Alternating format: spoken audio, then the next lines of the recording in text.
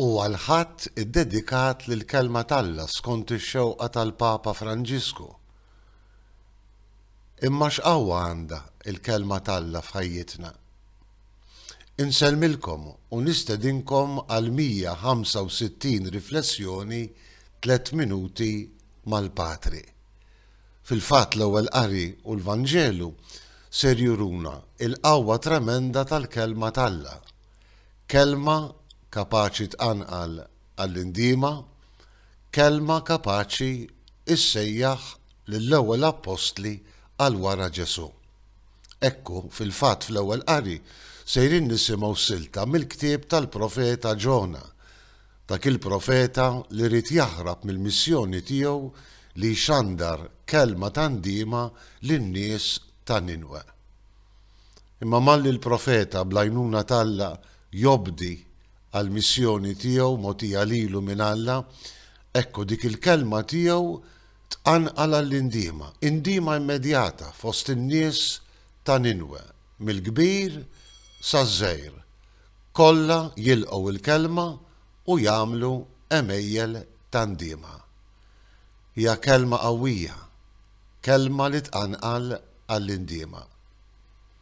Fil-bidu tal-Vanġelu skont San Mark, il-kelma ta' Ġesu tmiss profondament il-qalb tal-apostli. Pietru uħuh Indri, Ġwanni uħuh Ġakbu. Ejjew warajja u nagħmel minnkom sajjieda tal-bnedmin.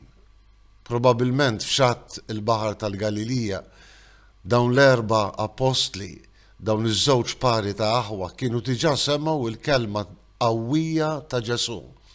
Kelma kapaċi li tfejjaq, li taħles u li tmiss il-qlub. U malli Ġesu jgħidilhom il-kelma tiegħu ejjew warajja, San Mark jgħidilna minnu fih mal-ewwel ħallew kollox u marru warajh. Għax il-kelma ta' Ġesu kienet kelma kapaċi tbiddel radikalment lil dawn l-4 personaġġi li jsiru l-ewwel 4 apostli ta' Ġesu. F'dan it-tielet ħadd ta' matul is-sena il-Papa Franġisku jistedinna niftakru fil-qawwa tremenda tal-kelma talla. U kieku tajjeb jekk insaqsu lilna nfusna kemm jien miftuħ biex nisma' l-kelma. Kemm verament nemmen li dik il-kelma li nisma' tqanqanni għall-indiema bħal nies ta' Ninwe u tkompli sseddaq il-vokazzjoni nisranija tiegħi. Iftħinna widnejna mulej biex dejjem u kullimkien nilqgħu din il-kelma li tbiddilna u tqaddisna.